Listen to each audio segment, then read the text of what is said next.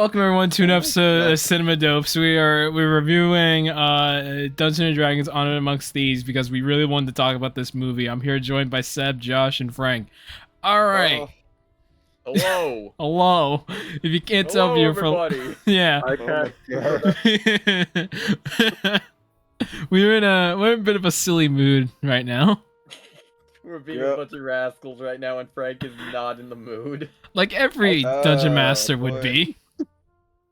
Yes, it is I, the resident dungeon master. Forever DM. Forever DM. So I'm not quite a forever DM. I'm actually quite I was gonna say quite a player, and I'm like, that's the lamest way of saying it, but no, I play quite a bit. I haven't DM'd regularly. Even that's not true. I DM regularly for one group in person. Shoot, I am a running contradiction of myself. Anyway, I'm a big fan of D&D. I love the game ever since I was in like high school, which is a crushing weight coming down on me when I realize how long I've been in on this hobby. But it's great, and everyone I think should try it out at least once. I've only gotten into it because of Frank, actually. Yeah. I got into it because of Frank. Yeah. I got into D&D because of I'll be honest, I got into it because of a podcast called None of the D&D Podcast, which has let me try to remember the names: Caldwell Tanner, Jake Hurwitz, Emily Axford, and their DM Brian Murphy. Murph. Yes, yep. Murph. And I knew because of them. They play in Dimension 20 and stuff. Yeah, I knew because of them because of College Humor, and my brother introduced me to NADPod, and I listened to the entire first campaign around like by the time I graduated high school to the start of like my first 2 years in college, and in those 2 years I also learned, like you said, Frank, Dimension 20 with Fantasy High, DM'd by Brendan Lee Mulligan, who is, in my opinion, the best DM I've ever seen in my life. And with the announcement of Campaign 4, I'm kind of excited with Critical Role now with that. Yeah. Because I never watched Critical Role. I've never seen it. I've always heard about it. I've seen clips of it. It always looks funny, but there was never a place for me to start unless I had to go all the way back to like early 2000s, like weird Twitch, to listen to the old episodes of Vox Machina, and then like oh god, what's Campaign 2 called? The Mighty Nine. The Mighty Nine, yeah, and then Hell's Bells right after. And I heard Hell's Bells is all right, but not the best one to start with. Yep. It is important to get these kind of inspirations out the way, because the polite way of saying stuff is like, oh, you always stand on the shoulder of giants with your inspirations. And the more raunchy way to say is D&D's a lot of stealing. It is a lot of taking elements of what you like and slapdashing it in on what your friends might like. It is a game of just kind of being like, hey, this is like Lord of the Rings kind of, or hey, this is like the one thing I saw, and just kind of grinning to yourself because you flat out just stole it, or you just sawed off the fingerprints and made it your own. I guess with that being said, if this is based on stealing, do I have news for you? Because we have just got done watching Dungeons and Dragons: Honor Amongst Thieves. Yeah, so it's a movie by thieves for thieves. That's right, baby. We're stealing the plot. Yeah, we've lost the plot. Where is it? Just like Hasbro, we're stealing your hard-earned money. Yep. Sorry. Just like Hasbro, we're ruining the entire point of D&D. Yeah. That's right. Third-party publishers, give us your fucking rights. Important history of this movie. When it was about to come out, Hasbro for some reason decided to shit all over its fan base by trying to drop a real fuck-ass maneuver, the OGL. And the fans really did not like that. And they protested this with their wallets very wisely. Power to the people. Real quick, what is the OGL for those who don't know?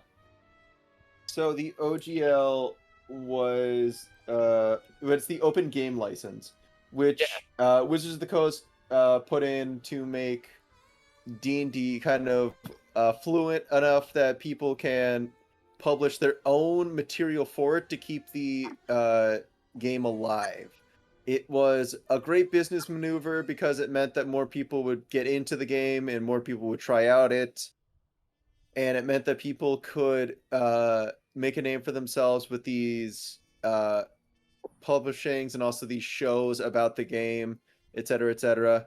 And they decided, well, we made a huge killing because of the live play games, and we've made a huge killing after Stranger Things, and we made a huge killing after COVID. Yeah. It's only up. We only can make up. We cannot have profit margins ever dip down. So, we're still successful. We're doing great, but we're not doing greater. Thereby, we're gonna just piss on you people and tell you it's rain. And the fans did not take that. So essentially, what they were doing was they were really strangleholding the OGL license, and companies could not do it unless they paid a very, very hefty fee, which before then they wouldn't have to. And everyone said, Hasbro, do not do this. This is a terrible move. Hasbro didn't listen, and so every other creator of like similar games and products that use the OGL license, they would move on to Pathfinder, which is a more community-driven, easier form of D&D. Mm-hmm. It is more mechanically crunchy. Mm. People refer to Pathfinder as 3.75 because it is so mechanically dense. That people kind of like it because it's mechanically dense. Everything has to abide by these feats and bounds that you've put yourself in with. While D&D has a lot more kind of rule of cool, fuck it, we ball sense of direction with it. To make things more concise, Hasbro tried to fuck them over, and people are like, fuck that, and then they boycotted this movie, and that's why it didn't do well. And yes, so we were watching this movie that did not do well, but we had a really good time with it. It's a really This fun movie fucking rocks. Yeah. This movie's fucking awesome. This is a movie that could have been incredibly cringe. And I know, like, using cringe in itself is a cringe, but it could have been the most, like, point to the camera and just been like, well, that just happened. Shit-ass movie. It is and like a people movie would have that turned up their nose and moved past it. But no, this movie did its fucking research. Yeah.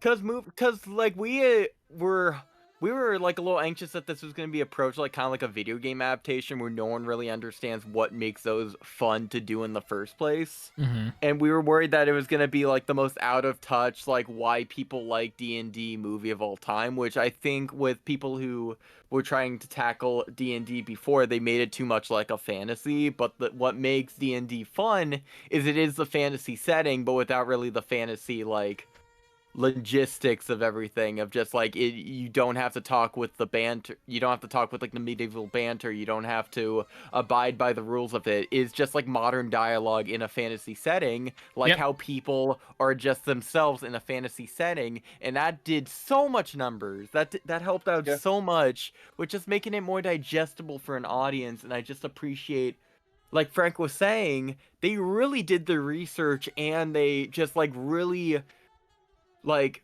went crazy with the effects. They didn't skimp out on that, aside from the main cast, but we'll get to that point. But yeah, like it's just really a great love letter to D&D. Mm-hmm. So, my greatest compliment I could give it is it truly feels like what a D&D party would go through. People have plans, people fail, people get back up, people get lucky. It is a great representation of what it is like to just kind of get with your friends and like really get in the headspace of this. Really let the game take over and, well, like live in the world. I mean, everyone who's played D&D has their D&D stories. I have a library of them. I would like to throw it to my fellow dopes here. Give me a story. Give me a taste of what you've experienced in this. Shall I go Like first? personal. Yeah, go ahead. Yeah. Josh. You go first. I was playing a cleric, and Frank, if I remember correctly, you were playing an artificial necromancer or something like that, right? Yeah, But the entire time, I was just calling you a necrophiliac. which was not great. I was the least sexually charged character of the group. What? But there was this one time where I believe we were going through a haunted manor, Yep.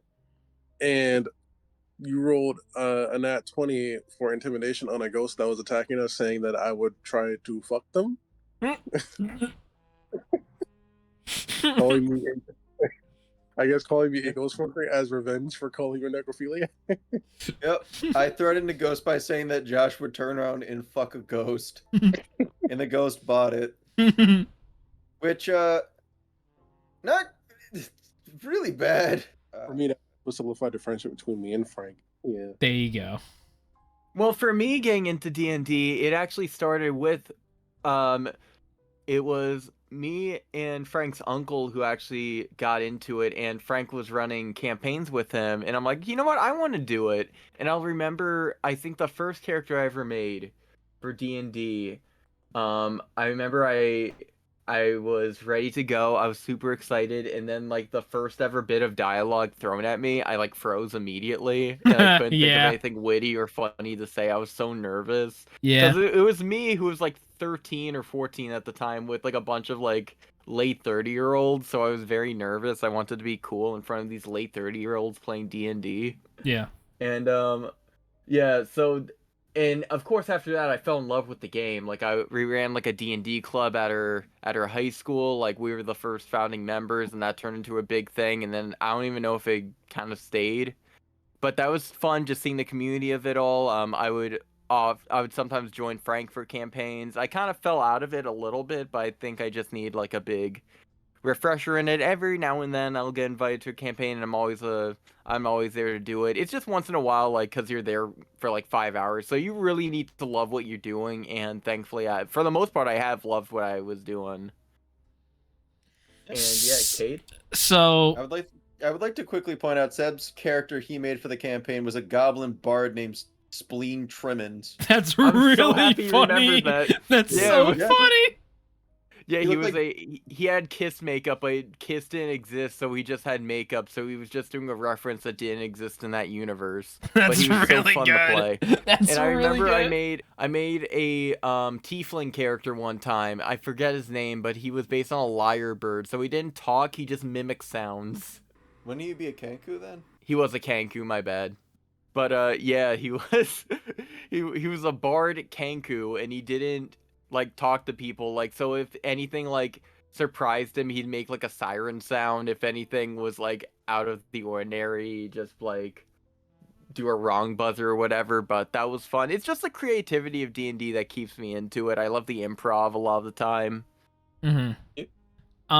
For my story, I don't have a lot, but I am currently, at the time of this recording, I'm currently being a DM for a group of friends this campaign, and second session, and Frank knows about this because I've gone to him as like my master here, just be like, teach me your ways of being a DM, and he's like, all right, cool. And so with this group, everyone is playing some sort of asshole, pretty much. Like there's like 3 rogues or whatever, and this like basically my whole idea is to like try to like get all these people that are trying to be like super serious and be like, no, this world's like kind of silly. And by doing that, I wanted to start off like genuinely like just, it's a fantasy world. You guys can like just, because they've never done D&D before, so they didn't want to like put a bad impression. I was like, you guys can kind of do like generally what you guys want. And one of them, who a good old friend of mine, Chase, he created a character who is a human cleric. His name is an acronym for John. It's like Jeremy O. Nicholson. So when he meets with the rest of the party, they're in a town that's not really like known to have magic. So he casts a spell that booms his voice to like higher and like louder sounds, and he yells out, "Be not afraid," to an entire crowd of people. And they and everyone just started panicking because they've never seen someone be so loud. But then, And yeah, oh, I was gonna also wrap up. Like that was one session. Second session we did, it was gonna be a fight with like this big bad that I had planned. I was like, yeah, this guy's like level like 5 or 6, and they're all level 1. Like surely it would be us just moving the plot along because he's gonna kidnap someone and they're gonna go chase him to this place. Like that's the thought process I have as a DM, thinking like, all right, that's we're gonna go from point A to point B. Little did I know, I let one of my players decide to have a bit of a homebrew type deal where he's a centaur bard. So he has centaur stats. This was fixed, by the way, after this session because I realized how broken this ability he has is, and I was like, "Oh, we're not doing that. I'll let you do this one time, but that's it." So when combat happens, he's the second person to go, and he uses a charge ability that knocks my guy to half HP. And he's trapped. And then like as soon as it gets to his second turn, my guy's trying to like run like away from him, and then he catches up to him and just grapples him. He just grapples him, and so I said like, yeah, you lift him up from the ground, like and I kept rolling poorly, like he couldn't break out of the grapple. So it got to the point where they just walked up to him and started beating him up as he was getting grappled, to the point where he got to like 3 HP. It's like, all right, let's toss him into the gladiator pit. And I was just like, oh my god, this went so poorly. There is nothing quite like having these well-made plans only for someone to be like, hey, what if I just like beat the fuck out of you? And it's like, oh no. Luckily, then they roll a d20. They roll a 20, and it's like, fuck. Luckily, they didn't kill the bad guy, so he's technically still alive at the time of this recording. Well, hopefully. Well, we'll see. We're planning another session soon, so hopefully by the time this video is out, he's not already dead. So yeah. But yeah. Frankie, hold on. It's me, the narcissist. So I'm going to read you down a list of kind of elevator pitches, and I will tell you one of my plethora of fuck-ass stories. So you could choose between killing a player with a botched surgery, dumping a plane's shit tank on a bad guy, shooting the Pope with a tank, falling 300 feet and surviving, saving a player by shooting them, making another player cry, making another player scared of clowns, terrorizing my players with a house, outrunning a nuke, got killed by a dragon fallen on me, or had a player confess he fucked another player's mom. Oh my god! All these sounds. So, what story would you want? Well, just to make a note, that one of the person flying 300 or falling 300 feet, that's just and surviving. That's just the reverse Keyleth of that one part in Vox Machina. Because didn't she almost die? No, she did die. That killed her. I think just for the sake of the time of this episode, just do killing the Pope with a tank. That's yeah. That one sounds... Oh, in my one campaign I am a player in, we are all evil bastards. And one of our members is a communist artificer who built a tank. As one does. We use, as one does. In this campaign, we are meant to save people from a horde of the undead. However, we quickly became worse than the undead. Wow. We're just more evil than the undead. That's crazy. We rolled up to the big bad, who was beaten so badly he was delegated to a lesser bad because he got so bad. He shows up, kills our employer, and then points his sword at us and says, "Give me what is mine, or die." To which we had a guy run up, steal his MacGuffin, throw it to me. I ran 150 feet away from him, and he was like, "No matter, I will catch you with my zombie horse." To which our paladin steals his zombie horse, which was his only mobility, so he just has to fucking walk after my ass. So we steal the MacGuffin from him and get away with no way for him to ever catch us. Huh. But that has nothing to do with him. The tank. We Yeah. rolled up to this pope, and we had learned that this pope did not even believe in the religion he was the pope of. So we roll into this cathedral, and he's delivering a sermon, and the communist runs out and says, "We know you're a fake!" And he goes, "Huh? Shut up." And we deliver so much pressing evidence that he crumbles and goes, "Oh well," and circles of death the entire church, killing everyone in there that wasn't us, Oh my and revealing god. that he was like a vampire lord. Oh my god. To which I go first, and I cast heat metal on a necklace that is preventing the sun from killing him. We then shoot a hole in the roof of the cathedral, and he is being barbecued by the sun. Oh my god. He is then shot by the tank. Dude, you just had to make sure he's even more dead. We proceed to shoot him with the tank until he dies. You keep shooting him with the tank. Yeah. One shot wasn't enough. You just see his ashed corpse like nothing. His burnt charred remains, and you just keep blasting him.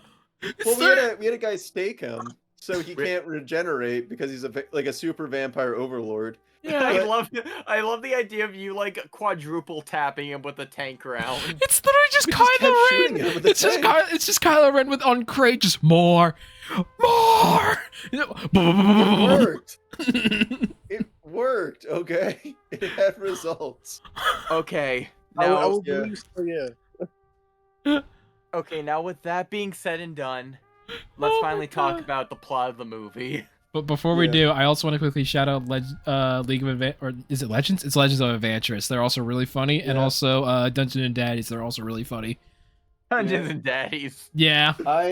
I had a whole section of shows I wanted to shout out at the end, but I guess I'll just drop it here. Yep. The Adventure Zone genuinely made me cry. Critical Role, of course, the classic. The Unexpectables, the one like kind of sleeper show that got me pretty big into it. Dimension 20, well, obviously. Goated. Yeah, XP to level 3, Runesmith, D&D Shorts, Joe Cat, Zbash Shell, Pointy Head, Dungeon Daz, Legend of Adventurous, as you said, Penny Arcade. Got to throw it up to the originals. Dungeon Dudes and others. I'm sure I'm forgetting. Start the dungeon. So this Yes. movie starts great, by the way. It's just literally like a wonderful beginning of just like, because you could work it into an expository session of like how they got this way and like what happened. It's Chris Pine who plays Edgin, a bard, and it is Michelle Rodriguez who is playing Holga, a barbarian. Which her last name, by the way, is Edgin Darvis and Holga Kilgore. Yep. The most barbarian name you could possibly think of, which is fantastic. Absolutely. And it is them pretty much giving their plea on why they should be released from prison. And they Mhm. give you a reason why that they're in prison. They start in what I think is an Icewind Dale prison. It could be somewhere else. But they drop a nice like exposition on why they're there, who they are, yada yada yada. But it's just really crafted in well to like flow in that this is the character's backstory, and typically people will go over their backstory at the beginning of a session or a session 0.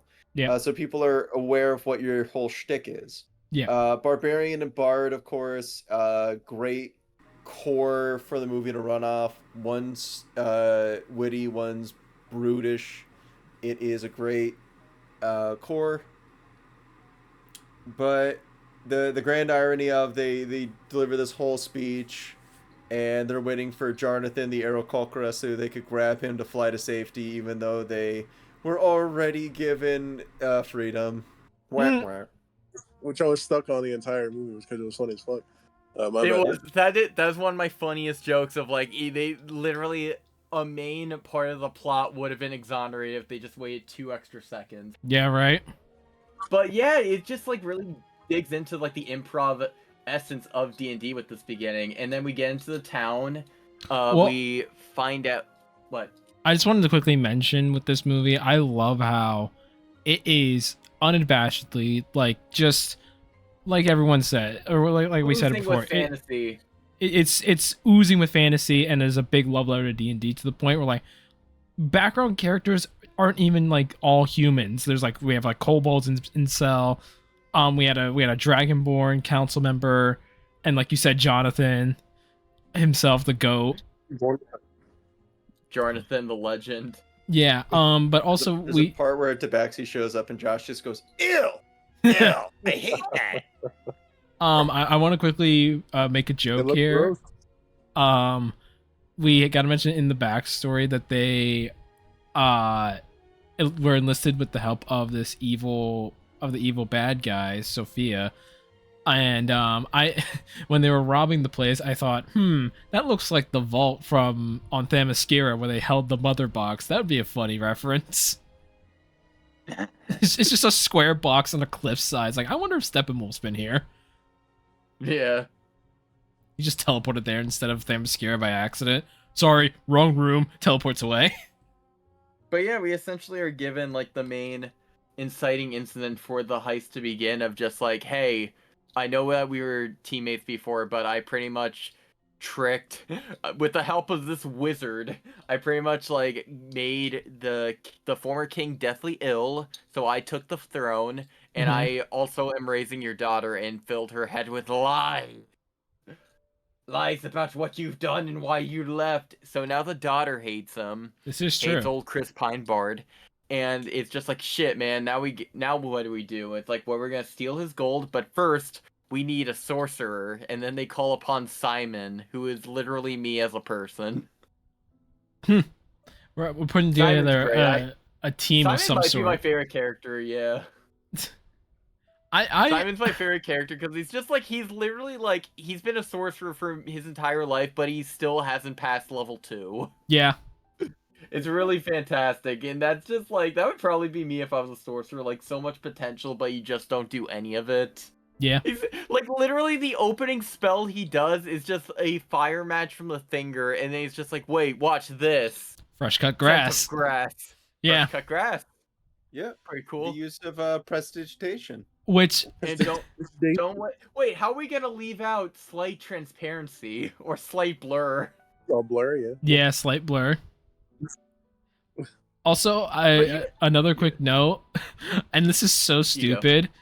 When Ed, Chris Pine's character, mentioned locations, he said Baldur's Gate. I'm like the game? And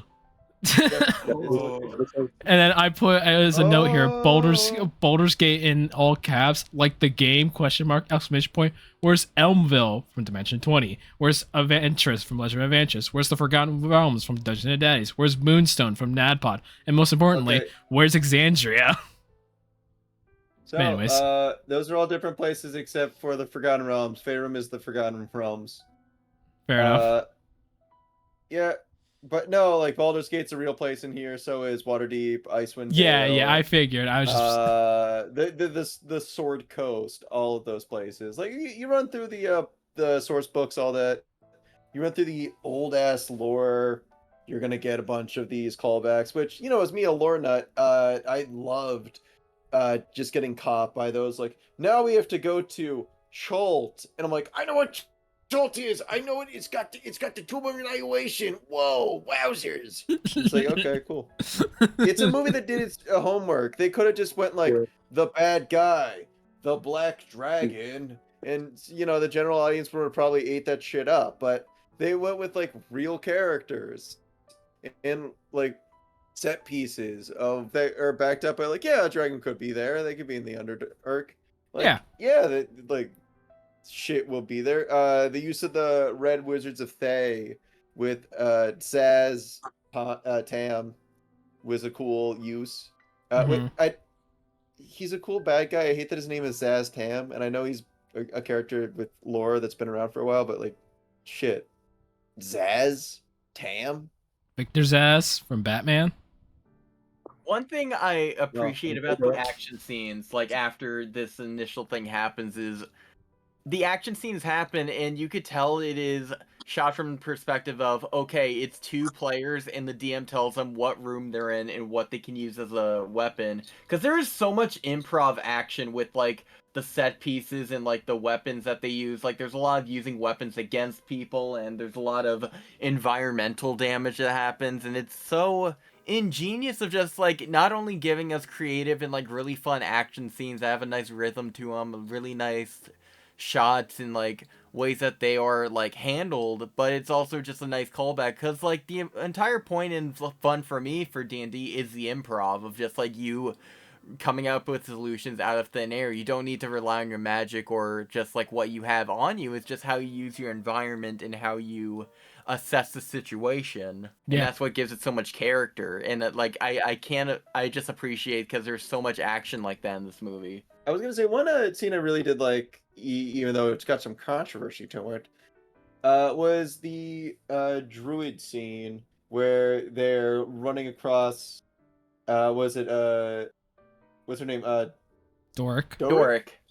Yeah, Doric. Yeah. Played by Sophia Lillis.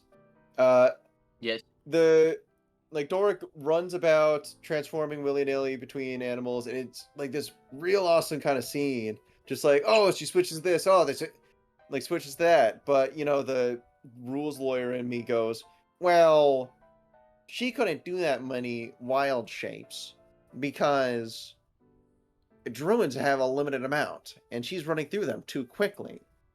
And she was using a flying animal, which requires you to be this level unless you're a moon druid, and stuff like that. Which, you know, the rules lawyer in you barks up, but like, fuck it, this is a cool movie. There's a cool scene going on, like, and then she became a owl bear, and people were like, but the rules is written say you can't turn into an owl bear.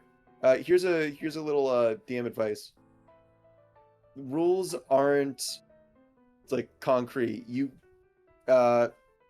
make the story as you feel fit. If you want someone to do that, make them earn it and then have them do it. Yeah, it's just like, let's just say the DM for this is a cool DM. Like Frank. That's what That's the Frank typical said. Like, butter up. yeah, they're a cool DM. That's Yeah. what they're doing. And that's again, like they could be flexible with the rules because the rules aren't set in stone with what people can and cannot do. It's just like maybe the rule set or maybe the world rules are different here in this universe from the DM's interpretation.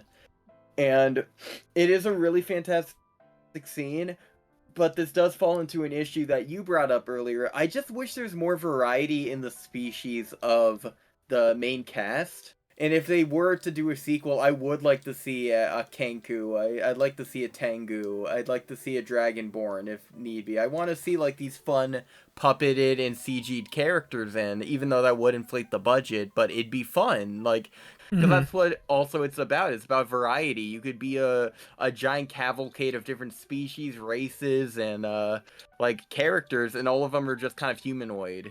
And that's not like it's. I don't have a problem with it because everyone's like really fun, but I just wish you could have done more with it. Yeah. The cast is a human, a half elf, and a tiefling, and the tiefling is just horns and a tail, which a lot of parties are like that. There's nothing wrong with having a party of people that know what they want to play and stuff. And as Seb has learned, sometimes when you got too much mustard on your hot dog, you can't really see the weenie. So what the you fuck gotta is spend that? What? I mean, what? if you put too much on your character, then there is no like you don't see the character because there's too much filler on it. You know what I'm saying? If you put too much mustard, being like too much unnecessary detail, then you don't see the weenie, the actual character that's there. Yeah. So there's too much dip on your chip? Is that what you're trying to say? A little bit too much dip on my chip. That's what I'm hearing. What if I put ketchup on it instead? To the dungeon. I like the dialogue in this movie a lot. I like how again they keep up with the modern dialogue, but they still put a little bit of like fantasy zest, which is fun. Like people have British accents, but not every person like speaks with a British Yeah. accent. They talk like normal people. They're not like, oh, blasted. I would have thought I would have seen the king's dresser by now, or drawers, or whatever. But it's just Yeah. like it is just like speaking like how people would speak to each other in a campaign, but it's not distracting in a way. Yeah. Like one of the funniest scenes in the movie is literally so they need to talk to an ancient warrior from a battlefield that handled a specific helmet that they're trying to get, and to Mhm. do that, they have a spell that revitalizes the dead, and you can ask him 5 questions. Yep. And they literally do like an Austin Powers thing where it's just like, wait, was that a question? Yes. And like the zombies keep accidentally answering it, so they literally like they die again after they accidentally ask them too many questions. Why would It's just an ongoing. Why would you end your sentence with "Okay, I didn't" dies? Yeah. I really like the joke of oh, you're looking for Van. I'm Sven, his brother. Ah. Wait, is Sven okay? They just leave him. I just And leave that guy. which, by the way, Yeah. it's like, hey Sven, how did you die? Well, I just got out of the bath and I slept on a stone and died. It's like, were you on the battlefield? It's like, no, I died there. I'm like, they just leave. And They're yeah, going. it's just again like it adds to like the improv and the improvisation of everything. But then they finally find they eventually find the area where they're supposed to be and go to, and they learn about a warrior named Zank, who is a complete NPC, but in the funnest way possible. Like, does not know human emotion or get sarcasm, but he is a hero and is noble, and he follows them on the journey to go to the ancient cave to find the helmet. He's also very overpowered.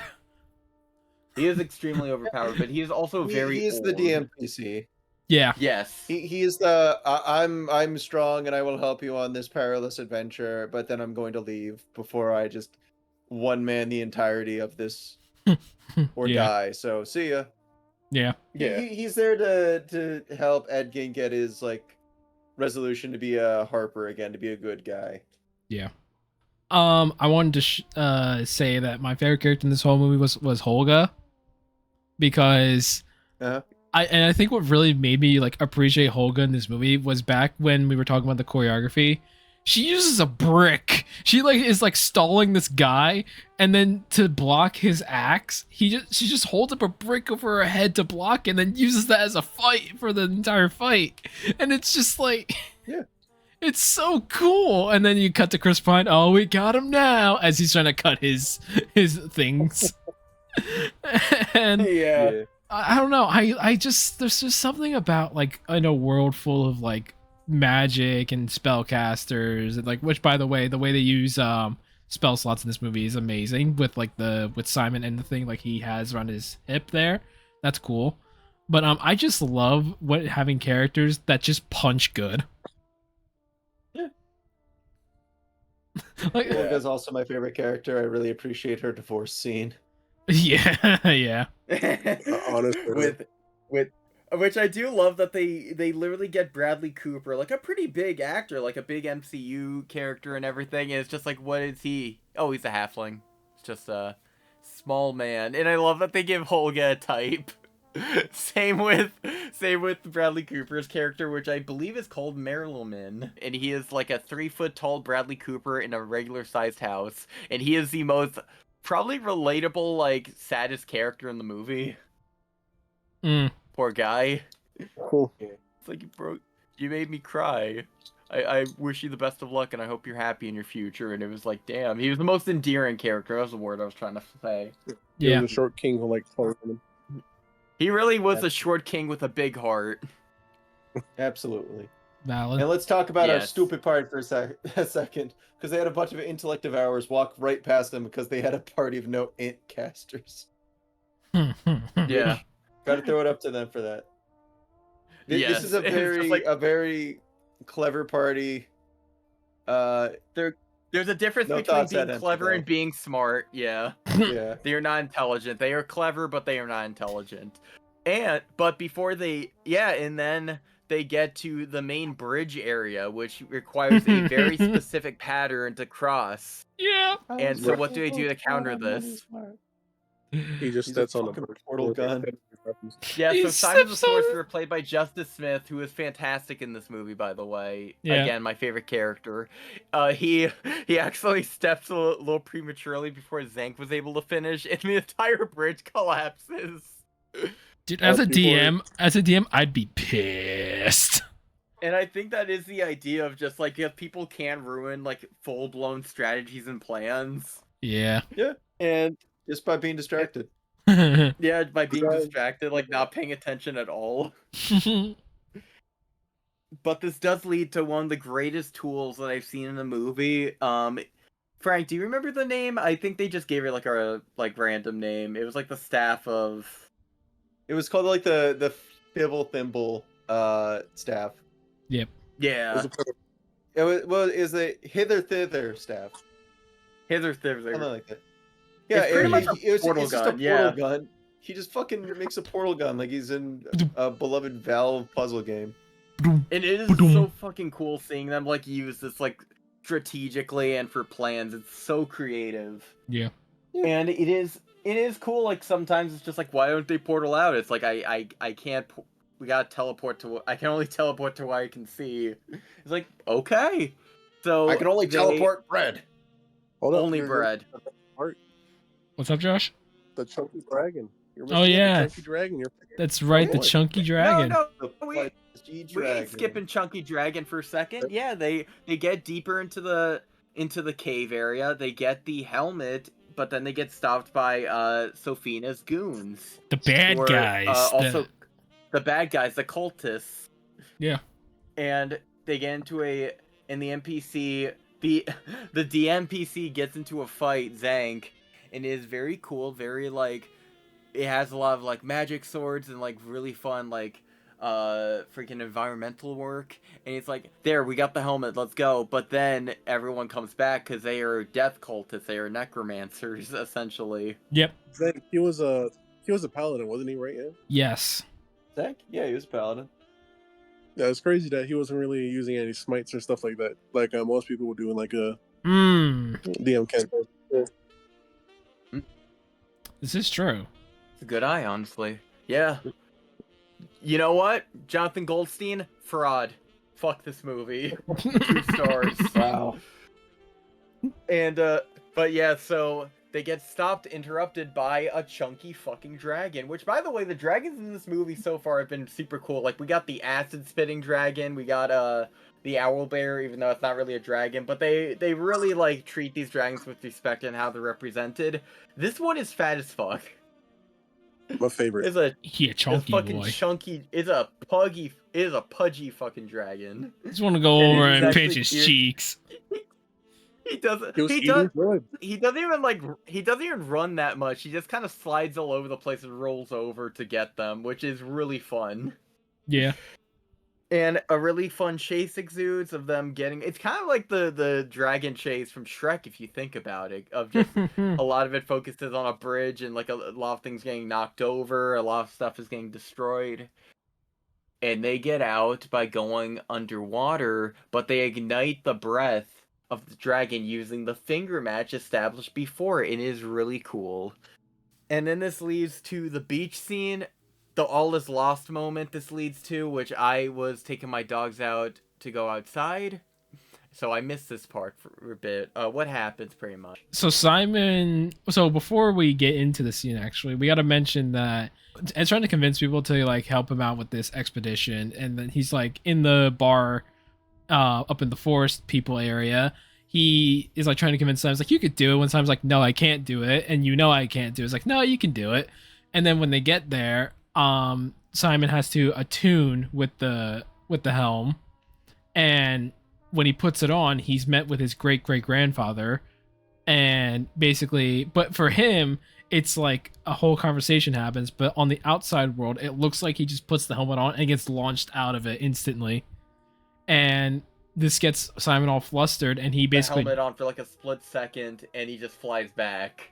Yes, exactly. Yes. And then, so this gets Simon all flustered, so he tells the rest of the party, like, you knew I couldn't do this. And they're like, what? It's like, well, we'll figure out a way to do it. It's like, he'll keep trying. We'll figure out a way. And yeah, we're at this like low moment. But before we continue, I'd like to mention that scene when Zern, or is it Zen or Zern? Zing? It's like Zing, but with an E. Yeah. So he leaves before they go fight Forge in Sophia, and apparently in that scene he was never told cut. So him continuously walking away was just him continuously walking. That wasn't in the script. He was just gonna disappear after a bit, but throughout like a good like 5 minutes. Incredible, actually. A good 5 minutes, and that's why he walked over the rock and everything. It's like for a good 5 minutes, you still see him walking away up until the point Simon puts on the helmet. You see him walking away still because he was never told until they were done shooting. I wonder if that was inspired by games like Oblivion, where like NPCs leave, like when you're done with a mission, you just see them walk away, like stoically, like unbothered by everything else. They just like beeline back home, and it's like that was really fun. And also hearing how they shot it, that makes a lot of sense. That's also really funny. Yeah. But yeah, so they devised the plan finally of what to do, and they're gonna use the staff, the teleporting staff, as part of it. And this is a really, really cool heist scene. Yeah. And I don't want to explain the full details, but it's actually a really cool set piece involving just like hiding under the trophy room and whatever. Yeah. But unfortunately, the plan fails. They all get caught. And this ends them up in the Coliseum, which is like the main like action piece in the movie, which I think is such a cool idea, especially with the idea of it being tile based like D&D.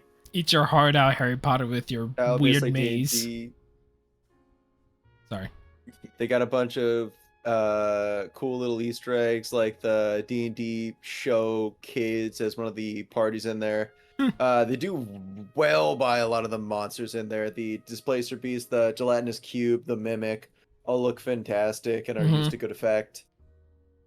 I especially like the use of the Druid getting into the cube and turning into a snake to escape, pulling everyone out. Like, that was brilliant. Yeah, that was such a funny one. Yeah. Just that, like, fun, like, oh, how are you going to solve this puzzle? And when a player finally does solve the puzzle, you're just like, God damn, you did it. Nice job. You did it. How many turns I'll be real, man. Gelatinous Cube to kill someone, it's based on health. The higher the health pool, the longer it takes. But, I mean, it can be bad. Right. It can wipe a small party. Yeah. As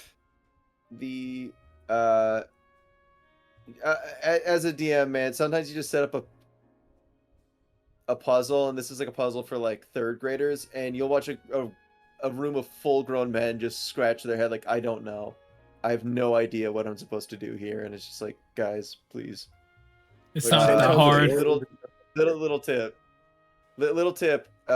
Get someone outside the game and run ideas past them to see if it makes sense to them. Because if it doesn't, there's a chance this is a thing that only you get. And admittedly, like, it's not fair to throw that at people and be like, you guys are just all stupid. It's like, no, sometimes you're just a fucking whack job. And, like, of course they're not going to think the best way to solve this puzzle is to throw a toaster in a bathtub. Like, it like, sometimes it is, like, 2 + 2 = 4, but other times you're like, how do I really get them? Oh, the only way to get through this room is to drink bleach. And they're like, well, we're not going to drink bleach, so I guess we're just going to twiddle our thumbs till you eventually tell us the answer. Yum, yum, So they get under the arena in the cool gelatinous, in the cool gelatinous cube scene, and then they find Forge, the guy who betrayed them. He was actually fleeing away with the money, so they stop that and they steal his fucking boat. Money. Getting the daughter back in the process. Yes. Oh yeah. Yeah. He finds out it's like, hey, Forge has been lying to you, my stupid, idiot daughter. Yeah, come with me because I'm cool and epic. And she's like, okay. That's crazy. Okay. You said my stupid idiot daughter. That's crazy. I was half expecting him to call her a chud. Stupid chud daughter. There it is. She was being excited. But yeah, so they're about to leave, and then they find out that Sofina is fucking up everything, including the town. So they have to step up to save it. And how they tackle is actually really genius. Frank, you want to go into this? What, with the end fight? Yes. Yes. I think you're talking about like Okay. the scene before the end. fight. Oh, well, with them using the blimp to get everyone out? Yes. Yeah, the use of the blimp, dropping out all of Forge's wealth to the people, so they flee from this death spell, showing that Edgin truly has changed. I thought was a great telling of the story. Going into the fight Yeah. against Sophia, who reveals herself to be not just a red wizard of Thay, but a full-on lich. And Yes. they're getting their asses kind of kicked for a while, but they start to come back with Edgin slamming the loot against the back of her bald ass head. Yep. Highlight of the movie. They start Yeah, beating the I love absolute that fuck so out much. of her. I do love, however, I love Simon stepping up to like actually like hold his own, Yeah. which I thought was a really fun moment of like just showing his change. I love the hand fight that they do and like him catching himself and like he's still new to it, but it's actually fun seeing him like actually hold his own for a little bit. And like I love the spells that she throws around, like her turning the statue alive, her freaking throwing him into a bubble for a bit, and that was really fun. I want to take but yeah, good mention at her yeah. losing concentration on the statue. Game mechanics represented well. Love that. We do love our But yeah, game it mechanic ends them representation. defer, and then the party defeats the Lich using the power of an invisible child, only to turn to see Holga has been stabbed and is going to die from the red wizard's blade. And Shank. In which Josh? Cade was asking, why can't they heal it? No. In the opening of the Said. movie, they No, explain why no. they can't heal it. No. Yeah, no, they no. do. They go over and they No, say no, that no, no. they Hold on, explain it hold on, twice. hold on. I didn't They ask. say nothing Sure, could I was- heal Hold on. stab from Hold the red on. wizard's blade. Hold on. I didn't ask why can't they heal it. I didn't ask that. I asked why they couldn't recast the spell Revivify. You know, the thing that revives people from the Well, dead. They don't have a Because he diamond of can't revive 30, someone. 300 gold on them. You need a diamond Oh, to that's cast true. Revivify. Okay, there you go. Yeah. I didn't know that, If you don't know, now you know. So yeah. Mr. President. All right, So yeah, they use the big MacGuffin that Edgin's been plying through the entire movie on Holga to bring her back instead of his dead wife, because he ultimately realizes that Kira's mom was Holga the whole time. Yeah. And that was a very cute message, and finishes off the movie with a good taste in your mouth. I'm glad this movie didn't sequel bait. It finished on a high note with no like, and then the Xanathar shows up. Sequel bait, guy. You want to see this in the sequel? It's like, no, it's nice and over right here, and they can do a sequel, but I mean, this is its own story. It's finished right here. It was a really good one shot. It was. Well, it could be a full-on campaign, which, given like how much they've gone through. In which a lot of people have been praying, if they do handle a sequel, that they just bring the same cast back, but they're all different characters and like different classes, which would be really fun if they would actually do, if Hasbro didn't shit the bed. But we'll see what the future holds. Yeah. And with that, we have come to the weird Frank one-shot at the end of the episode. What? Yes.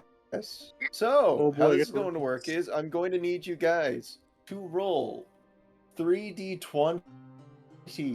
3d20s. As you... Yeah, you're going to do a d20, and then a d20, and then a d20. And then it's going to construct your character. Gotcha. I'm only going to afford you one reroll. Okay. So, let's start with you, Cade. Go to your roller, roll it, tell me the results of each of those three, and then I'll tell you the character you constructed. All right, so roll 1. 18. Yep. Oh. D12. Oh, D12. My apologies. D12, yeah. All right, rolling the first D12. Like, rolling 3. 3d12s. 3. Oh. Okay. Second D12. 12. Ooh. Okay. Third D12. 1. Oh. Okay. Uh-oh. Okay. So, Cade, you have constructed your character, who is an acolyte, Oh. a cleric, Oh. and a warforge. So you are a robotic clergyman. Congratulations. Okay. Would you like to re-roll any He of did those? it. You're a robot. Yeah. You gotta Wait, roll he's a that, robot man. that And you're deeply religious. Can I re-roll You the know what? cleric? I think that's actually mad funny. I know. I kind of want to either re-roll either the cleric or I the feel like you have to acolyte. let Wanna you're a roll robot this. non-religious. Okay. One of them. I know, bro. I'll re-roll the cleric. I'll still be devoted. I'll be devoted to something else though. Wait, what? Robo Jesus. Wait, I got a 3. Wasn't that the same thing? It's still a cleric! It's still a... Doomed! The monkey's paw! The finger curls back, you are still a cleric! Oh no. I want to go. I want to go. Okay, Seb, roll the first one. 2. Oh, man. It's too funny. Okay. The fact that you're Roll like second. a robot. 2. Okay. 2 again. 2 2s? Oh no. And Get another background. 3. Okay. You're... Oh So, my Seb, God. you are an elven bard who is a city guard. Yippee! Why am I a guard? Wait, yeah, why is he a guard? Is Tell that the me I'm thing a you would like to guard? reroll? You know what? No, we're keeping it. We do it live. Okay. The elven bard who is a city guard. Seb. I can't believe I'm Yep. a robot cleric. See, I'm so good at limericks. I'm so good at limericks. Even my name is a rhyme. Oh my god, you're so All right, right. Josh. Give me your first roll. A robot cleric that found Jesus. No, that's what Cade got. Yeah. Yeah, no. My first roll was a 3. Wait a minute. Okay. My second roll is a 2. Okay. My third roll is another 3. Okay. So you were a cleric who's an elf that's a city guard. So you're some hodgepodge of the Yo, others. we're buddies. Josh, you and me are buddies. We're guardsmen. Josh, would you like to re-roll any of these? I think the only thing I would like to reroll is the cleric. I'm Okay. okay with being city guard buddies with Seb, but you said you said I Okay. was a wood elf? You're just Alright. an elf. You can pick whatever you want. I got an 8. 8? Okay. You are now a ranger. Okay. Ooh. I already have a good So- name. I have a great name for my You character. and Seb are both elves that are city guards and are Okay, I'm gonna be a drowser. so. Good cop, bad cop. Is this an interrogation of me? I would be the good guard as being a bard. Oh. So, let us get into this world. Yes. Cresting upon the fields at the evening. In this world of what remains, the 10 gods slain, one of their own, the god of knowledge leaving them all, anonymous numbers, fixations in the minds of people. But it is high of scale of what befits you as we enter in to a dreary little tavern called the Drowned Goose. Sitting at a table, we find our 3 heroes. Cade, describe your guy. Hello, my name is God-loving unknown entity, or Glue for short. I am metallic 01001. 01001. I am a warforged robotic man that is devoted to the ways of my maker. Who that maker is, I do not know yet, Okay. but I am devoted. Okay. I think we're made in China. Sitting next to him is Seb's guy. Seb, would you describe who your man is? I just love the name Glue at first. I just want to get that off my chest. I am a guard bard. My name is Eric McLeod. I was originally given a task because it was like, okay, what do you want your occupation to be? And I am really shitty at handwriting, so I mistook my bard signature for guard signature, but I still pursue my passion as a hobby. So I am the most fun guardsman in the platoon because I could play fun songs, and they didn't realize that I have a guitar yet. So I'm just gonna keep that, and I'm with my main man, my main guardsman by my side. Yeah, Herbert's here. Herbert's here. Not you, Josh. It's Seb's friend Herbert. He's like, I'm gonna go get the balls, and he walks away. That is, I do not know that guy. We just met one time, like on my first day of the job, and I never vibed with him since, but he didn't really pick on that. Do you play pickleball? Please talk to someone else, Herbert. You, Herbert, are you my Okay. maker? I don't think I'm the maker. Then you have no use to me, and I punch him. Alright, Herbert explodes into 14,000 meat chunks. Josh, please describe your character. It's me, Groteskis. City God. Grotesques. Grotesques. Groteskis. I'm the opposite of my boy Seb here. I joined the City God to knock heads and to take names. And I'm all out of names, so I'm knocking heads. This guy knows how to rap better than the bard. That's crazy. Hey, we all picked our different hobbies, and unfortunately, I left my raps down at the lobbies. Crazy. Snap, snap, snap, snap. Man, I can't snap my fingers. Listen, I wish I was a better singer. Sitting across from you guys is the man who is attempting to hire you. His name is Crest Grifter. When did you get here? He is... Sorry. I've been here the He whole just watched time. us. I've called for you to... What? I was getting the beers. Anyway, I need you guys to pick up this quest for me, okay? Do you guys think you do it, or... Are you my am I barking up maker? the wrong tree? No, I'm not. Will this quest lead to my maker? Why don't you Potentially. make this as I rip down and I grab my nuts? I do not know what that You guys is. are awfully hostile. I'm just trying to give you guys a job. Do you not want the job? What is job? No, I'm just trying to alleviate the tension. I would love to take the job. Right, cool. Okay, let me explain the job then. I'm gonna need you guys to go down into the Mons. There's some issues going on down there. I'll hide another adventuring party already, and he points over to a different party. You notice that there is a Dragonborn. He's in large, bulky armor with a big buster sword on his back. Next to him is some sort of orc cleric, and with them is what appears to be a dwarf bard. And the three of them are just kind of like spending their time by a fire. I've already hired these guys, but you know, the more the merrier. I need my mon back, so Yeah, they look cooler than us. oh, Well, you got the road. I didn't want to say that.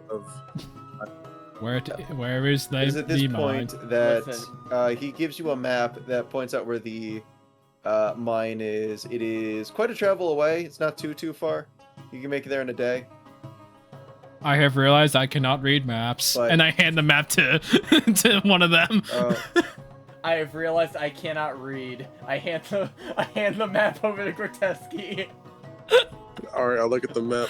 Okay, so It's like a straight line from here. It's just a straight line. Go down the south The path. trail and we then go make it down there. is the trail down is just a straight line. It is just a straight past paved way, and we. I point my Still middle can't finger at it. follow. What are these? What are these dots? Where is this going to? It's the it's to the mine. To the mine. It says we go east. What do you mean? It does a east? SpongeBob East. transition. It's just like 4 hours later, and then we finally leave. I thought you said west. Okay, that's great. Come on.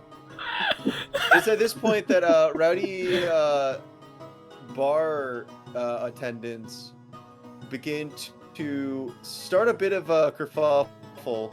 You notice that a gnoll picks up a goblin and just fucking dunks him into a barrel of ale. And then he turns to you guys and says, "What are you guys looking at?" I'm looking at someone doing something really cool. Can I dump another one in ale? No, I don't like no tin skins in my bar. Are you my maker? You bloody clanker. Oh god.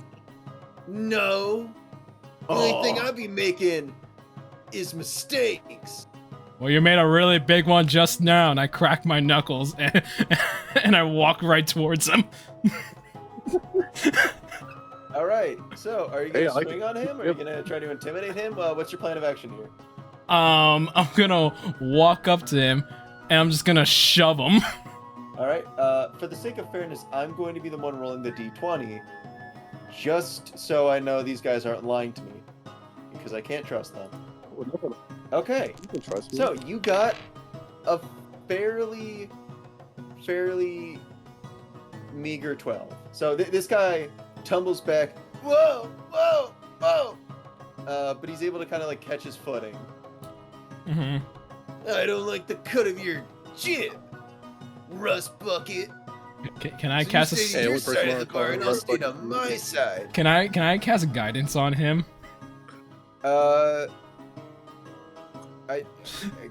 What on Josh? No, on the guy. You want to cast guidance on the gnoll who's being addicted? Yeah, yeah, On a guy you Okay. just fucking shoved. yeah. I get that this is your side, bro. But I kind of like your side about better than our side. This is true. What you gonna do about it? Oh. What am I gonna do? I'm gonna beat you to death. I mean, like, I don't. Are we elevate? Are we like? What are we escalating the situation here? You guys are confusing me. Did you just cast guidance on me? Well, does it work? What is your guys' problem? Yeah, it works. Listen, enough of the- But okay, so with me, Go ahead. What? I step in the end of confusion and just get this over with. I take my loot that I'm holding. I smash it over his head. All right, Seb, that's a 5. This guy sees that you're like rearing back Oh to my hit him with god. it, and he just kind of like sidesteps you and says, "Whoa! A town guard is trying to assault me.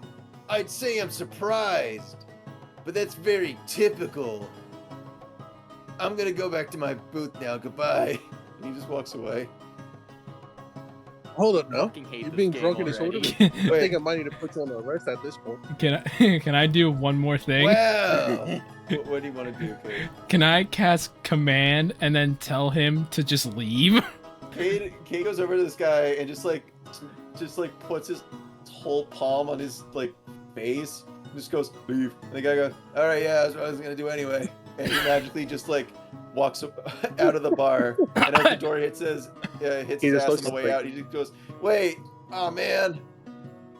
right, When he looks back, I have my hands on my hips with a big old grin on my face, like I did good. And I look over to the guy who hired us and said, "You only hired the best." We are the best. Crest is not paying attention at this point. He's drinking his ale, like looking at the other party. Like, I bet they'll get him. You guys sleep off a nice boozed up night and begin your adventure out into the wilderness. The other party has quite a lead on you guys, but you are hot on their trails as you are going through this dirt road off to the mines. I'm going to roll something. I don't encounter check. All right. So unfortunately, Josh, Unfortunately. how is it pronounced? It's pronounced grotescus. Grotesques. Teskey. Get his name right. His name is Grotesky Grotesky. So, Grotesky, you were distracted by two squirrels fighting to the fucking death in front of you. However, Glue and Eric, you spot that something is trailing behind you guys. I look. Is about 5 feet tall, Yeah. covered in an orange cloth. It's trying to stealth about, but you guys were keen enough to figure out that it is, for some reason, not engaging, but and keeping distance, but keeping pace with you guys. What do you guys want to do? I just stand there and stare at him and go, "Are you my maker?" All right. I'm gonna roll for results of this. Upon it being discovered, it flees in the opposite direction. Okay, goodbye. I just keep walking. You guys All continue day's onward work. with this.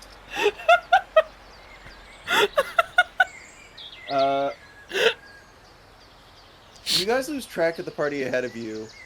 However, you do notice something. In the middle of the road, you notice that there is a dead horse. Oh. That's kind of crazy. Yeah. Oh shit. There's a dead horse in the middle of the road. How dead does it look? Is it like decomposed? Does it look like it was attacked? Poisoned? This looks. You know what? I'm gonna say you're gonna roll to investigate this horse. You rolled a 9. You can tell it was probably killed recently, but you don't know of what. Can I try to investigate too? He's gonna fucking kick the dead horse, isn't he? You also rolled a 9. Okay, so I know the Stare at same. the horse. God damn it. I know the exact same amount of You ask information. if it's your maker. Josh, would you like to invest? No, what I, Spoiler Josh, alert, would you like to Glue. I don't investigate think... the horse? no, I point at the horse scene instead. It's like, this wasn't my maker. Yep, that horse Yep, that definitely is dead. yeah, that horse be dead. It is not my maker. Again, only the best he hired. Okay, so I approached the horse. I'm trying to get a better look at it because apparently me looking at it from like 20 feet away wasn't enough. Is there anything happening around? Anything initiating? You were horrified to see 2 goblins appear out of the horse's open gut as they say, "This is an ambush!" And they hold crossbows up to you. Are either of you my notice maker? a plethora of other goblins emerging out. No! Okay. Blue, I don't think any of these people are your maker. Stop. I'm very Which will make you curious. stop. Your Battle has been engaged.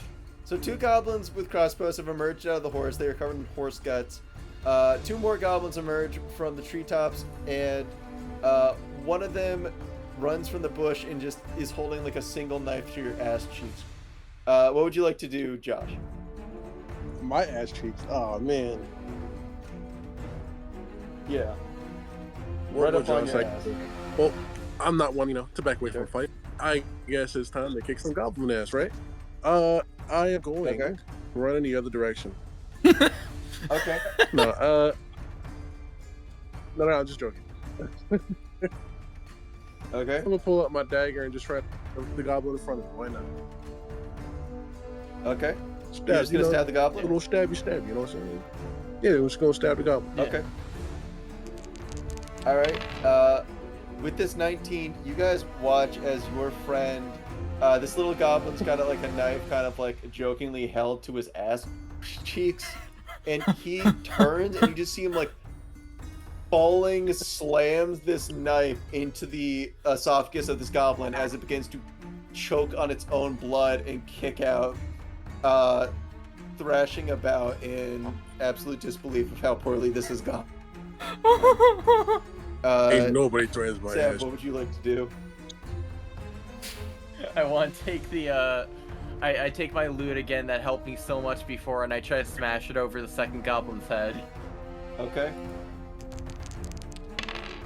With a 6, you pick up your loot and you go to swing What at is this happening? goblin, and the goblin goes. I'm so pissed, man. This I'm goblin so sees done. this, and it dives back into the horse, and you just slam it into the horse, and it makes an awful noise. And I go, ew. Cade, what would you like to do? I'd like to cast Word of Radiance I would like on the to horse. put my hand on. Okay. I specifically You no cast it. What are you casting?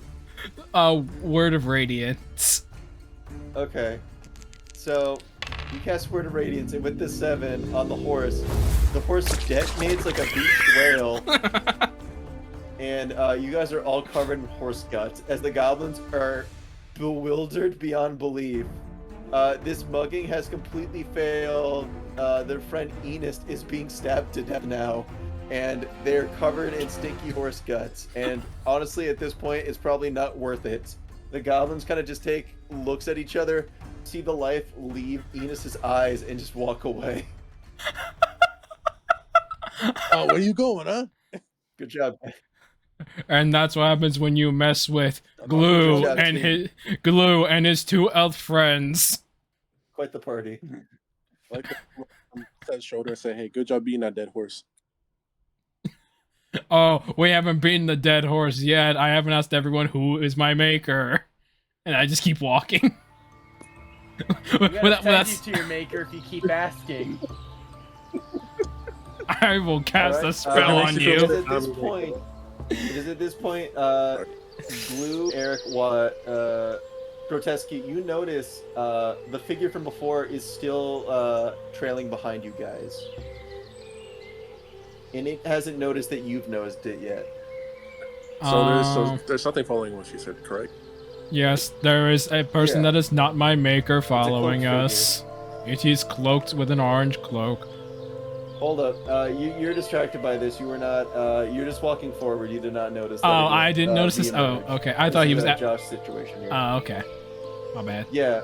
So would it be possible, Yeah. Frank, my good buddy, Frank, my pal, my amigo, Yeah. to use an ensnaring strike, not on the guy, but like around, shooting an arrow towards his feet to ensnare him? Yeah. I would like to give that a go. All right, and I'm gonna give you advantage because you got the jump on it. Oh my god. Okay. With another nat 20 from the advantage, you fire Oh my this God. arrow at this figure, and they draw a dagger, and they block it. And as they block it, the arrow, which is not an arrow, but instead just a collection of brambles, splinters around and just encages them. So now they are trapped, and they just kind of like stare at you. Without them moving, their cowl goes slack, and you can see that this is some form of Kenku woman. I guess I got us dinner tonight, boys. Hello, are you Wait, my is the maker? I'm dead. No, she's not dead. She's just in a cage. I'd like to go up to question the bird. Why you falling? The Kenku opens up her beak and goes, "Easy job. Go in the mines, okay? Wait, what's that now? Run! Get out of here!" What? You can tell by how she is saying this, she's mimicking the voices of other people. Oh, What I think are we're you? That is not your voice. That is not your voice. She points, No, but seriously, I mean, it's just like, oh shit. Who are you? she points at he's herself not and gonna- she opens her mouth. She opens her mouth and she makes the kind of like hissing of a tea kettle when it's boiled. and she points to herself. So you could infer that her, through Kenku culture, her name is Tea Kettle. Oh, Oh. okay, TK. Brady? Can you explain to us what's going on in the mines?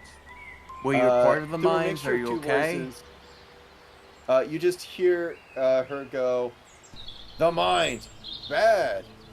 I think this is a trap. Run!" And I ask, have we gotten any word how the second team's doing? Is the second team ahead of us? She Second team is ahead of rummages us. through in her bag and pulls out what looks like a team patch. It looks like a big U, and it says Umbral Unity. Mhm. And she points to herself and points over to those. And her mouth opens up again. She goes, "Umbral Unity! Together forever!" And then again she goes, "Run!" And then she goes kind of sad. Are those You see her people face your kind of friends? contort a bit, and a bit of a grimace, a pained look. She shakes her head yes. We must go save her friends. We got well, we should proceed with caution at least. Yeah, I was gonna say, all right, I'll Let's hurry. release her from her. Yes. Okay. How shall we? She Just to let her- begins to follow suit with you guys. So I got did we real make it references. to the cave yet? Yes, at this point you guys have made it towards the mine shaft opening. I It feel. is a dark, dank hole with several twists and turns. Mhm. I'm going to roll to see if you guys are good with direction. Okay. Yeah, each one of you guys are actually pulling your weight in this. You are rummaging around. You guys find that there's the systems of mine shafts, even pulley elevators, and these mine carts on tracks that you guys could push and pull and ride around on. One thing you also look upon, Grotesky, is a stick of dynamite. I'm picking that up. Is at this point, though, you do notice that there is the dwarf bard from earlier hunched over, leaning up against a wall. It looks like he is holding his gut, and you can tell from his lack of movement he is presumably dead. Can I nudge him to see if he's dead or alive? Okay, you nudge him. He does not respond. That is Alright. I'm gonna search unfortunate. his body, see if there's anything. Just robbing him in front of his friend. I'm gonna search his body. Okay. See if there's anything. No, not She's robbing in the him. opening. Searching his body for anything for you. You go to search his body for anything, and as you do, Anything. you go to check him, and as you do, a rat runs from his pocket and then bites you. I'm about to stab this You rat. were discouraged from. Yeah, Can I guys speak with the animal? sure, yeah. Fuck Okay. you bite me for? The fuck you doing here? Get out! What you doing here? I'm trying to see you got anything good I on? live here. I'm a rat. All right, I apologize. I should have knocked on your door. I got that. And it is at this point, you see towards the entrance, the orc cleric also hunched over, presumably dead, and you notice the dragonborn standing there valiantly, standing up against used to be an adolescent black dragon. Killing his own kind, I see. That's crazy. Yeah. So this black dragon is holding ground against him. He is holding his shield up, ready to try to parry any sort of attack. What do you guys do in this situation? Are you my maker? Okay. So you guys have lost any sort of element of surprise. No. Right before he asks this, I just take Glue's head down. I just like, get the fuck down. So yeah, it's like, oh, you're right. All right, so you're saying I shove a rock in his fucking mouth hydraulic so he can't open or And close. so and then you go, ah. Yes. All right. Okay, so so- I use. Okay, can I roll? I'll use my guitar string, and I'll fucking, I'll play a note that'll hopefully echo relocate and hit another area of the cave to distract it. I mean, I'm just gonna cast Passion on Trace. Did just that make? try to sneak Did that around. make? Did that make any look of sense? Or at least the Notes, echo would and, pick up. you attempt to strum a note. However, Josh also attempts to make you guys incredibly stealthy, and you guys kind of counteract each other, and both your actions fail. Can I cast silence on That was crazy. You ourselves really are- to? Oh wait, no, that This wouldn't is help going- us this is actually. going nowhere. Hold on. All right, you cast silence on yourself. Wait. On, you guys, so Seb's thing double does not work. I realized that didn't work. I thought my bad. Hey, Frank, I'm gonna try something here. I'm gonna go Yeah, up to him. is it shoot the dragon? No, not. I thought you said it was, the dragon from the pub, right? There's the Dragonborn, and he's standing off against the dragon. Oh, he's The fighting. Dragonborn is he's still, yeah. It's he's a silver still- Dragonborn oh. standing off against a black dragon. Oh, okay. I thought he died.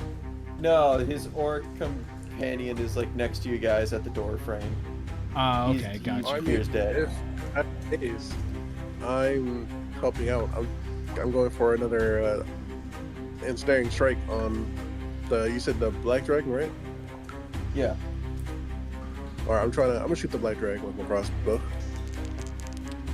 All right, you reel out your crossbow and you fire it, and this dragon doesn't even have to move. You just come completely like airball and miss it. However, you appear to have gotten its attention. Next one won't miss. Seb, what would you like to do? I know. At this point, I'm so frustrated with everything going wrong. I try to throw my loot at the dragon to fight it. Okay. You go to throw your loot at the dragon, and you fucking hit a stalactite in front of you, and it just clatters to the floor. I'm not doing this I to am be like a on dick the to you. fucking verge, Frank. I am on the verge. I flat out so rolled tired. with you. I'm not like lying to you at all. I'm straight up not doing this as a bit. I've been rolling like consistently with you like 2, 6, 8, and 3s. Like the only time you were getting like My high is character like just 11. fucking leave. My All right. character just leaves the cave. I Cade. swear to God. All right, Cade. Frank. What? I would like to take Seb's character and start saying, "Hey, is everything okay? You're not doing so hot today." Cade, what would you like to do?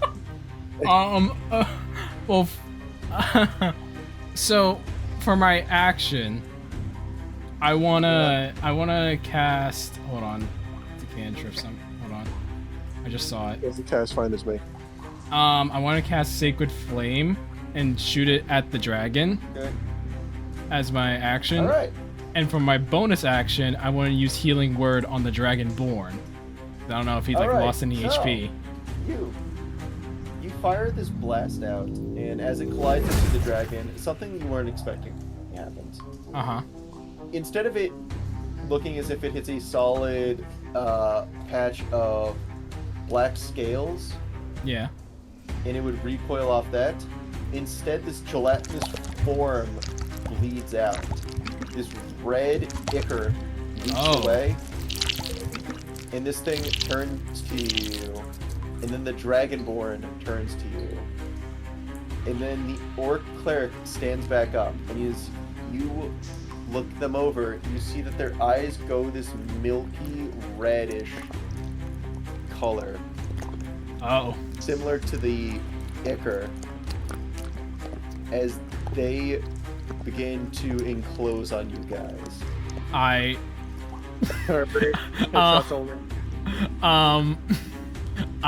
scoop up the little guy and I bolt out of the cave. You guys are on your own. All right, it is important.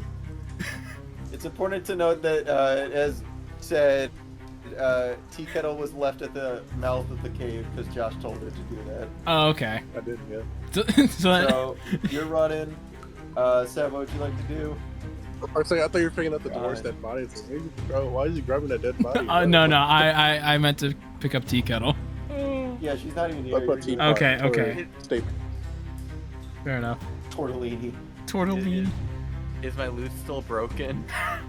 Is my loot It's broken? not broken. It's just like no. It's just on the ground. I see a thing of flint, and I somehow find a thing of steel. I set my loot on fire. Okay. You guys really. All right. He's- okay. I don't care Josh, at this point. I don't fucking care. He has denounced his way of being a bard. What would you like to do, Alright, Josh?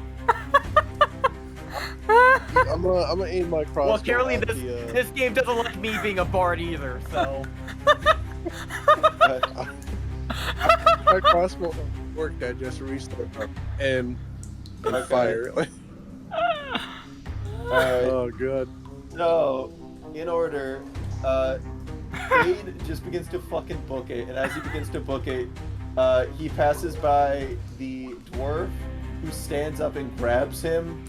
You stare into the eyes, and you feel this ichor roll upon your skin as it is attempting to engulf you within it. Seb, you successfully begin to burn your loot, and Josh, you take aim at this guy and fire, and you watch in horror as it raises up a shield and it sinks into it. Uh-oh. Creatures begin to repeat words, almost in a mockery of life, as the Dragonborn opens his mouth and goes, Umbral Unity. The orc goes, run! Oh, this is always a trap. Oh. Alright, I'm gonna cast Fog Cloud, Uh-huh.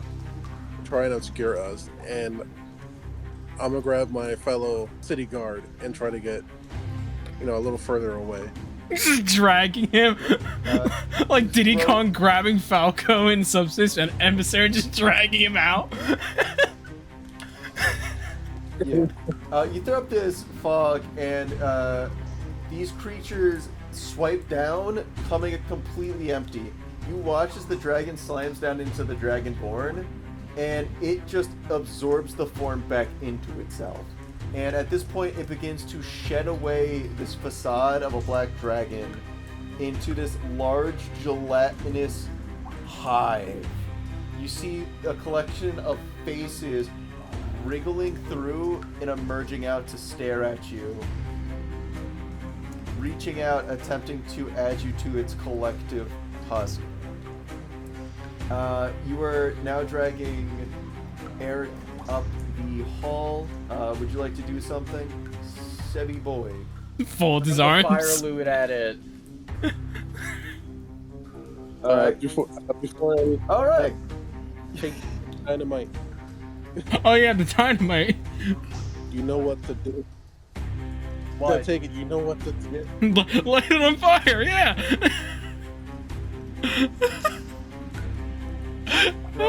Throw the fire loot at it, Frank. What happened? Are you taking the dynamite? What? Are you throwing his dynamite? Before you throw your loot, I'm giving you the stick of dynamite. Hypothetically, he could throw the Oh, dynamite at the burning loot, which would This is ignite true. the dynamite. This is true. That's kind of the intention at this point, yeah. Okay. Yeah. Okay, so with this Yeah, 18, do it. you take the dynamite and you throw it at the burning loot, igniting it, blasting a massive hole in this being, and beginning to drop the roof of the mine on the opening as you guys run up the throat of this mine shaft. Glue. Yeah. Creature is trying to absorb you into its being. What would you like to do about it? I'm trying to think of like ways to. I can't cast spells onto myself, can I? Blue would depend on the spell. Like I can't it cast depends on it. resistance on like, and touch myself. Wait a minute. Wait, what? Huh? You can't touch yourself. Resist it at the same time. Yes. Cool. I can't cast What are you resistance trying to on resist? him. Oh, resist. Like I can't cast resistance onto myself to like kind of you can't force. just bash it in the face with a. Oh, then yeah, I'll just do that. I'll just punch him in the Just, like, bash it face. with a mace, man. Yeah, and then yeah, I just like. Yeah, you bash this thing with a mace, and it splurts like jelly across the cave walls. All right. After doing that, I take a look back at the cave to see if my friends are running towards me, and upon seeing them, I will then start running towards the end of the cave to get my mace ready to to just sideswipe Tea Kettle. You see Tea Kettle's at the mouth of the cave firing out bow shots. As you reach the opening, you see what she's firing at. The town of people that you had met in the bar are now marching up the throat of this cave, and as you notice Crest leading the charge with an arrow jutting out of his face, the same horrid crimson ichor pouring from his eye socket. Oh, so we're screwed. Live with honor, die with glory. City guards living on our die with glory. I said 700 city guards. Aren't we part of the city? They probably got you guys came to this place. Ah, I see. You are escorting me. What do you guys do? Alright, so are with we outside? Dire. Yeah, you're outside. Okay, so we're outside. Who is it? Josh's turn. Yeah, you're outside the cave. Yeah. I'm trying to think. Maybe I shouldn't have killed that goblin. That's You true. see, one of the creatures approaching you is slowly digesting one of the goblins Oh, within itself. hey, at least Oh, no. when I blew up the one goblin, I saved him from a far worser fate. Wasn't there one still inside the horse? Yeah, that's the one I blew up. I blew up the horse with the goblin in it. Right? So I'm gonna try my best and use gust of wind to try to help us out a little bit. Gust of wind. Yeah, cause it's a line of strong wind, 6 feet long, 10 feet wide, blast from your direction. You choose for the duration. Each creature in the line must succeed in a strength saving throw of 15. Yep. Strength saving plus 15 feet. The shambling oozes trying to approach you begin to find hard purchase in the wind tunnel as several of them begin to kind of slink down the cliffside. Okay. Seb, I think it's time for us to book it. Let's go, Teapot. No, Teapot's bad. No, she's Teapot's not. shooting at. Oh, she's shooting at the crowd. I thought she was shooting at us.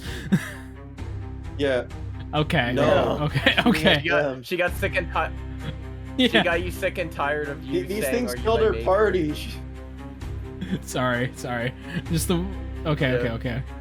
What do I do? Seb, what do you want to do? Where's my location right now? Am I next to Josh? Like, do we run away after? Next to Josh, top of cliffside, opening of this mine. These things are approaching up a cliffside. They're being pushed down by air. You guys have a vantage point over them. Are they still in the cave? What, the monsters below you? No, you got killed on the cave-in. These things are now approaching you. What remains of this Ooblix? Okay, shoot, and I am above them, you said. Yes. Are there any rocks by me or anything I could throw down hillside? Yeah, sure. Yeah, I try to knock over a big rock that would come over and just at least sweep a bunch of them coming towards me.